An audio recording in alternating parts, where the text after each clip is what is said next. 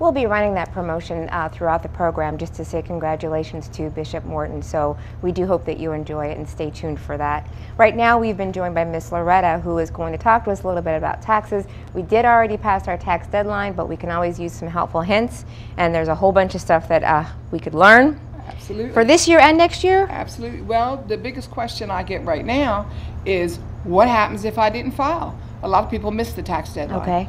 And it was Tuesday, the 17th this year. And for those people who didn't file, let me first let you know, if you normally get a refund, you don't have anything to worry about. There is no tax deadline for a refund. Some people don't know, but if you got a refund last year and the year before, chances are, unless you've made a big change, you got a refund coming. So late isn't a problem. For those people who do owe money and normally owe money, they need to file as quickly as possible because the interest starts immediately from midnight on the 17th, and there's penalties involved, and the new information that's coming out makes it clear that the later you are, the higher the penalty can be. And of course, that interest keeps building up. So you want to get to it as soon as possible. The other deadline that has passed that people don't think about that much is for amendments. An amendment is a way you do your taxes to say, I don't think I did it the best the first time, so I want to change it. And you would only do it if that was in your favor.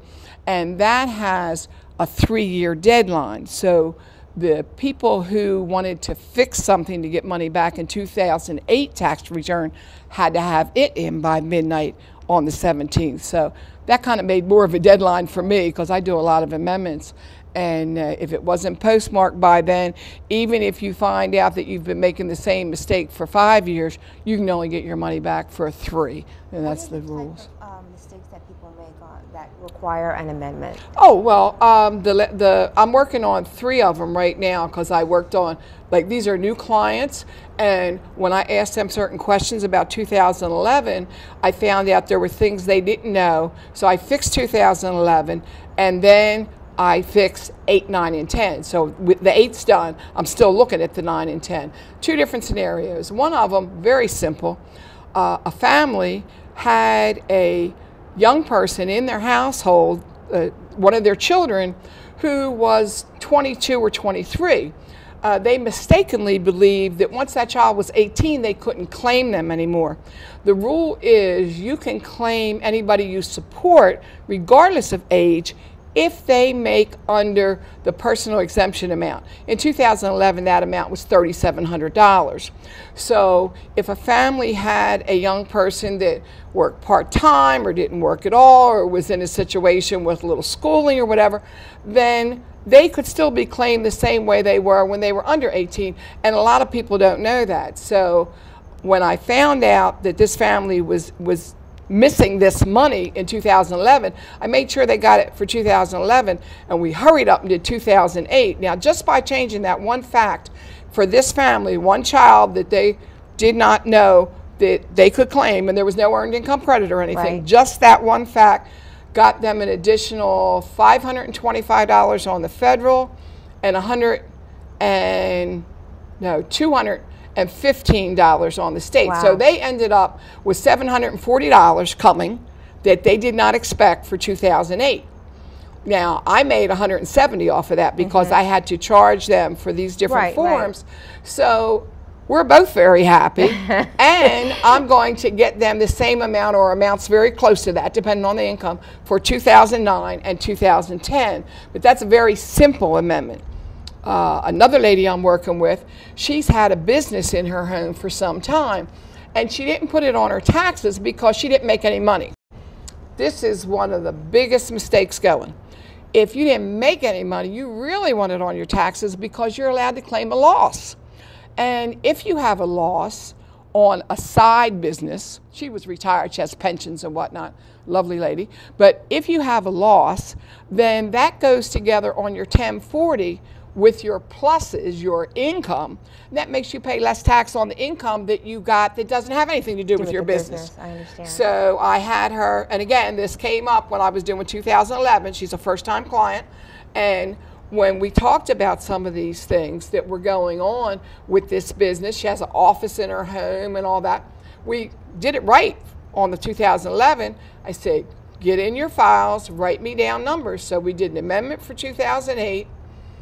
I don't remember exact numbers, but I think it was somewhere around $800–900 for 2008. And now that things are calmed down, I'll do 2009, 2010. So you have 3 years to do an amendment. That's 3 years from the time it was due. So 2008, which would have normally been due April 15th, right. 2009, that 3 years now has passed. So if I talk to somebody tomorrow and they've got a child they were supposed to be claiming for the last 5 years, they can only get 3 years back. The other 2 were gone forever. It doesn't matter that that was a mistake. It only matters that you have 3 years to correct your mistake. So amendments are very popular if I get a chance to have a conversation with somebody. Quite often, people who don't know taxes go to somebody who does know taxes, but if the person who knows taxes doesn't ask the right questions, then this information doesn't come out. Right. I used to run the Jackson Hewitt office at 2nd and Union for about 10 years, and everybody that worked there was under me, and I taught them, but then I trained them on the job, and I always kept my ears open, and I changed some things in the program. On the program it says, ask your client how many dependents they have. Now, if I say, how many dependents do you have? You very often will say, well, I claim, you know, my daughter who's 4, or my grandchild who's 7, whatever. I said, eliminate that. Don't ask them that. Ask them, who lives in your house?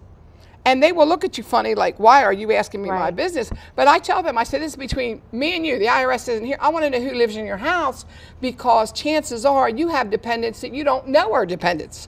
Because you might have mom or grandmom staying with you who gets Social Security and doesn't have to file taxes, but they qualify you, if they don't have taxable income, for you to use them as a dependent. Or maybe if you don't have any young children, you might have a parent that qualifies you to be head of household, which means you pay less taxes. So there's a lot going on with what you can do, but if the person who's interviewing you does not ask the right question, and of course you don't know the answer, or you wouldn't be paying them to do the taxes, then between the 2 of you, the information doesn't come out. Thereby you're missing a lot of dependents, deductions, basically money in your pocket is what it comes down to. So a couple of the biggest mistakes are that the questions aren't asked right because people don't know. The other thing is people know, but they don't want to take the time. If I'm working on a commission and I take an hour with you rather than taking a half hour or 20 minutes with 3 people, you're causing me to lose money. So it's not to my advantage to get you a bigger refund if you take up more of my time. Because I work for myself, when I first have a client, I get to know everything I can about them and their financial life, so that not only will I get them the best refund, but I don't have to worry about them going to somebody else next year. Once we find money that they never knew they had, they won't go to somebody else. I don't care what kind of coupon comes in the mail. That's just really the way it works. Let's get your phone number out there really quick, because I don't think we have a graphic, but I want to make sure that people know. Not a problem. I'm in Delaware, so it's 302, and it's 325-3889. That's 325-3889. There's a message on there. It'll give you my cell number. You can always catch me 24/7 about taxes is not a problem. So definitely please call. Also, let me say, all advice is free. If you're trying to do your own taxes, I will be glad to help you. I might not make any money off of you, but when you hear about somebody that's got a letter from the IRS in trouble, you're going to say, call this number here. Right. So it's a good way for me to get the word out there. So the only thing I charge for is the forms I do, but all advice is free. And I find that I meet a lot of people that way. I get a lot of referrals like that. And when I first started in this business professionally, I was with Jackson Hewitt, as I said, and at that time, I don't know why they changed this, but their slogan was winning customers for life. And I thought that was so smart, because you got to do taxes every year. It's not like buying a new car.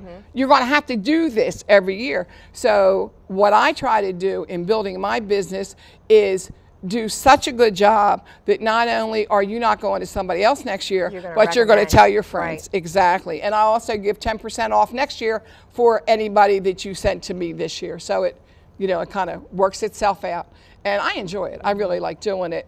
And it's a good feeling to find money for people who have been doing their best and just not really getting ahead. And they're doing everything they can to be honest and upright, but yet and still, they're not getting the best deal that they're supposed to have. And it's really just lack of knowledge. What it is lack of knowledge. What would you tell people who have their first appointment with you to bring with them? If you have it, bring me a copy of last year. Bring me any of those documents that come to your house that say take this to your tax preparer, which would be W-2s. There are things called a 1099-R, right. R standing for retirement. That would be any information that comes about your pension, your Social Security, things of that nature. Anything that you got that says how much unemployment you have. Anything about income you want to bring, because if you got it in your mail, the IRS got it in their mail. So don't try and hide anything, right. You know. And the questions that you think of if you have an appointment with me or you're planning on calling me, write stuff down. Because chances are when we get together, I'm going to be asking you a lot of questions and you might forget something that you meant to ask me about, you know. So, but I mean, really, the documents, we call them your original documents that are required, and most of them will say on them when you get them, you know, this is for right. your taxes. And